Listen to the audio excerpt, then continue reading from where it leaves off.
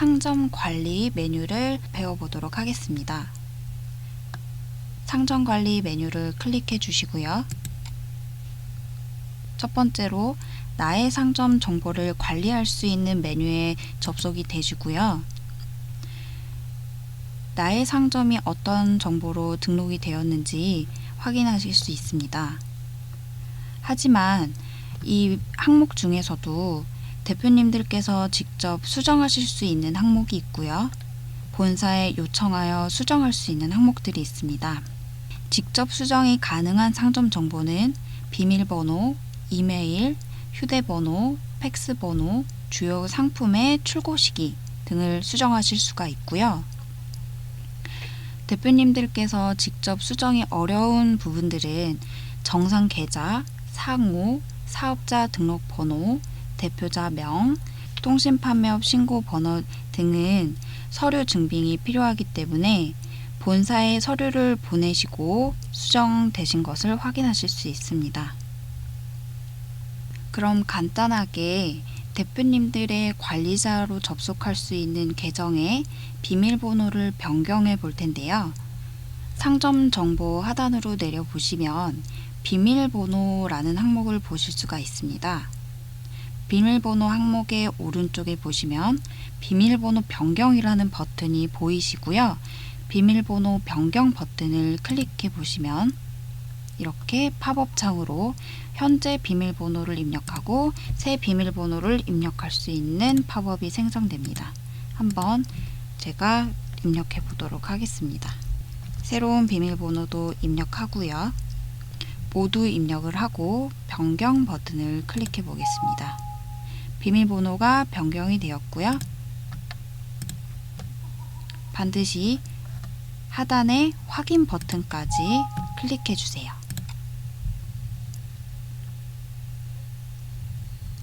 비밀번호 변경까지 완료를 하였고 대표님들의 정보인 휴대폰 번호와 이메일 주소를 수정하는 방법을 배워보도록 하겠습니다. 아주 간단하죠. 대표번호 항목의 오른쪽에 보시면 대표님들의 휴대번호가 이미 입력이 되어 있을 텐데요. 입력된 번호를 다른 번호로 변경을 해 보겠습니다. 그리고 오른쪽에 이메일 항목도 변경을 해 볼 텐데요. 이메일 주소를 다른 이메일 주소로 변경을 해 보겠습니다. 지금 변경하신 대표번호와 그리고 대표번호 하단의 휴대번호는 나중에 대표님 상품에 주문이 들어왔을 때 대표님들께 주문이 들어왔다라는 문자를 발송해 드리는데요. 그 문자를 받는 번호라고 생각을 하셔도 되고요. 그리고 팜테일몰에서 고객들이 대표님들의 연락처를 알고 싶을 때 표시하는 부분이 있습니다. 그 부분에서 대표님들께서 표시하시는 연락처이고요. 그리고 이메일 주소는 본사에서 대표님들께 이벤트라던가 아니면 공지할 내용이 있을 때 대표님들께서 메일을 받아보실 수 있는 이메일 주소를 입력하시는 부분입니다. 아래 부분은 주소 항목인데요. 팜테일은 농산물을 판매를 하는 오픈마켓이기 때문에 농산물은 산지에서 발송하는 경우가 많고 그리고 고객분들도 산지에서 발송한 농산물이 신선하다라는 생각을 많이 하죠. 그렇기 때문에 대표님들께서 판매하는 상품이 어디에서 만들어졌고 어디에서 발송이 될 것이다 라는 주소를 입력을 해주시면 됩니다. 우선은 대표님들께서 팜테일에 입점하실 때 주소를 입력을 해주셨을 텐데요. 그 주소로 이미 입력이 되어 있으실 거예요. 하단에 보시면 정산 계좌는 이미 입점하실 때 입력하신 계좌로 표시가 되고요. 이 계좌 부분은 대표님들께서 수정을 임의대로 하실 수 없기 때문에 증빙 서류를 팜테일 센터로 보내주시면 팜테일 센터 담당자가 수정을 바로 해주실 거예요. 주요 상품 시기를 설정하는 부분입니다. 대표님들께서 판매하시는 상품의 대분류를 선택을 하시고요. 중분류를 선택을 하게 되시는데 우선 제가 하나 임의대로 선택을 해 보겠습니다. 건강식품을 클릭했고요. 소분류로는 건강 음료를 선택을 하고 오른쪽 하단에 추가 버튼을 클릭하였습니다. 그럼 건강 음료라는 항목이 추가가 됐고요. 오른쪽에 수확 시기를 선택할 수 있게끔 나오는데요. 수확 시기는 임의대로 저는 1월부터 수확을 시작한다 라고 입력을 하겠습니다. 두 번째로 판매 시기는 수확을 1월부터 하고 2월부터 판매를 하겠다 라고 표시를 하겠습니다. 건강음료뿐만 아니라 다른 과일도 한번 추가를 해 보겠습니다. 과일의 중분류를 선택을 하고요. 소분류에서는 감귤을 선택을 해 보고요. 동일하게 추가 버튼을 클릭하겠습니다. 건강음료 하단으로 단감이라는 항목이 추가가 되었고요. 수확 시기로는 7월부터 그리고 판매 시기로는 수확 시기와 동일하게 판매 시기도 7월으로 입력을 하겠습니다. 만약에 내가 항목 추가를 잘못하였다면 오른쪽에 있는 마이너스 표시를 버튼을 클릭을 하여 삭제를 하실 수가 있고요. 지금 내가 추가한 상품은 총 5가지 추가하실 수가 있습니다. 지금 보시면 5개까지 추가가 되고요. 추가된 상품의 목록이나 카테고리는 고객들이 대표님들께서 어떤 상품을 판매하는지 쉽게 알아볼 수 있도록 설정하시는 부분입니다. 하단으로는 프로필 이미지를 설정하는 부분인데요. 첨부 파일 버튼을 클릭하시고 프로필로 등록할 이미지를 찾아주세요. 열기 버튼을 클릭하시고 등록을 하겠습니다. 지금 현재는 보이지가 않지만 하단에 확인 버튼을 클릭하시면 변경된 부분을 확인할 수가 있고요. 확인 버튼을 누르기 전에 첨부할 프로필의 이미지는 파일 규격으로 GIF, JPG 그리고 용량은 1메가 이하로 등록을 해주시면 되고요. 등록을 완료하였다면 하단에 확인 버튼을 클릭해 보겠습니다.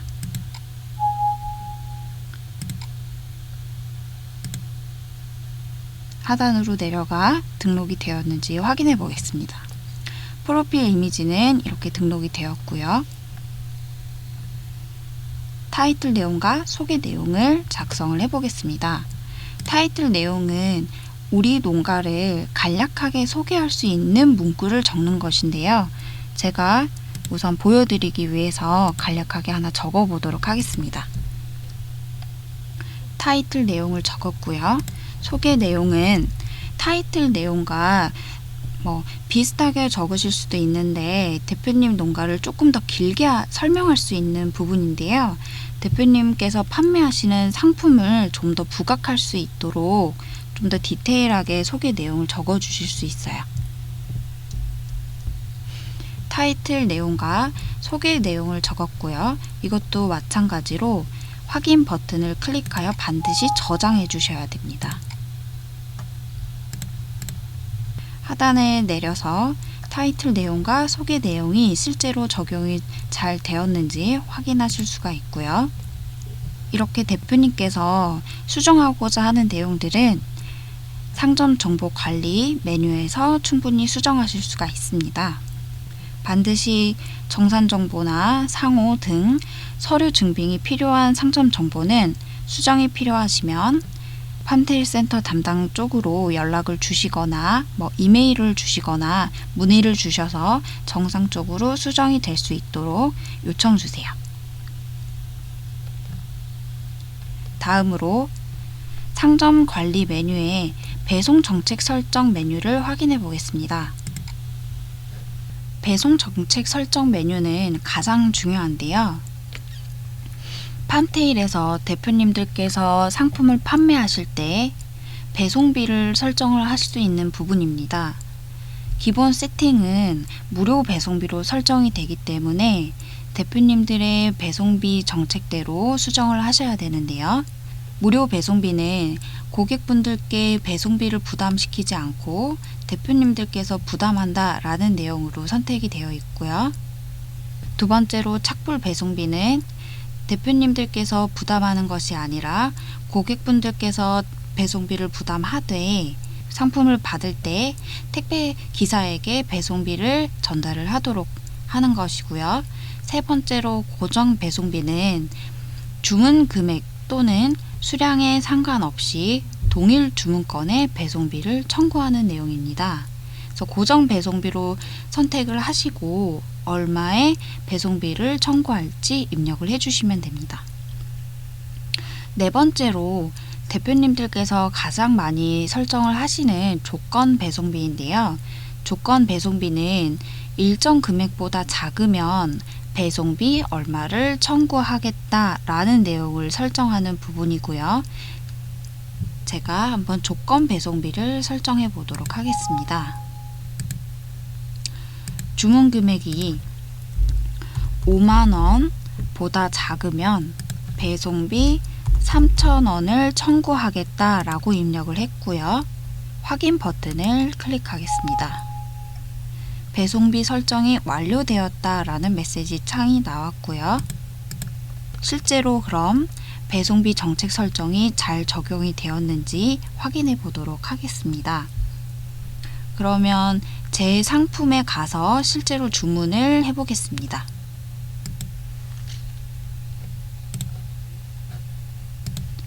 오른쪽 상단에 오픈 마켓을 클릭하면 팜테일이 나온다고 말씀을 드렸었죠. 제 상품을 찾아보도록 하겠습니다.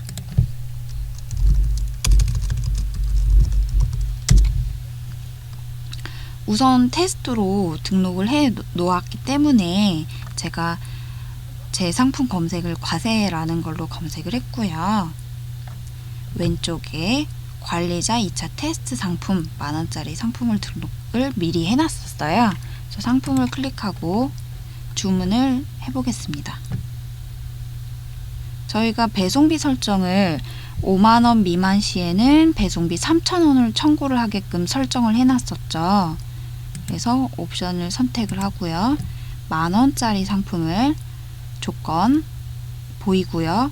바로 구매 버튼을 클릭해 보겠습니다.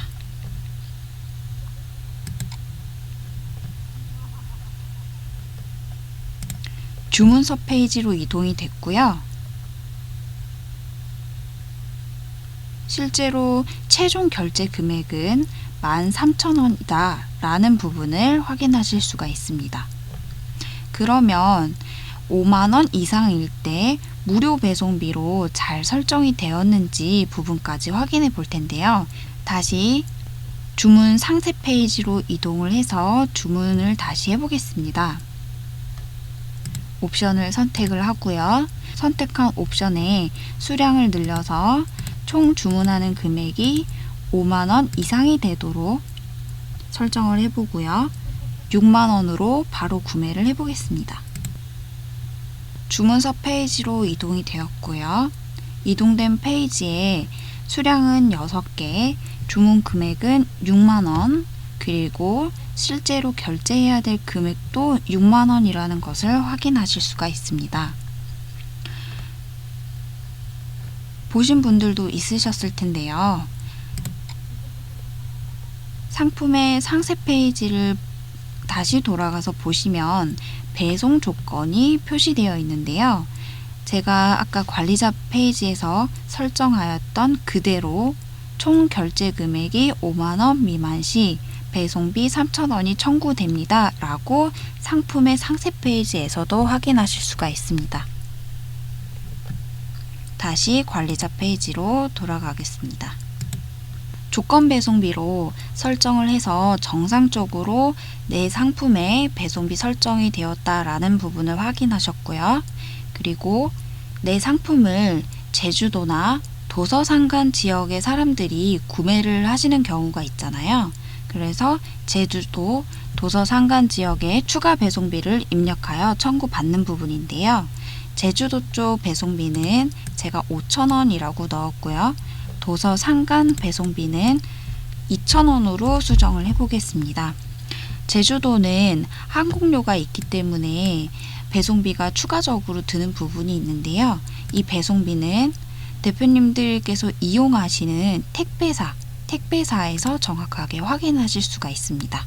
도서상간 지역의 배송비도 마찬가지로 택배사에서 확인하실 수가 있고요. 반드시 확인 버튼을 누르시고 저장해 주셔야 됩니다. 실제로 제주도에 있는 고객이 주문을 하실 때 3,000원이 청구가 이미 되었고요. 주문 마지막 단계에서 플러스 5,000원의 배송비를 더 결제하셔야 된다라는 문구를 보여주게 됩니다. 도서상간 지역도 마찬가지로 3,000원 플러스 2,000원의 배송비를 더 부담하여야 된다라는 메시지를 고객에게 보여주게 됩니다. 여기까지 상점 관리, 메뉴의 상점 정보 관리, 배송 정책 설정에 대한 설명을 하였고요. 두 번째로는 상품 관리에 대한 설명을 드리도록 하겠습니다.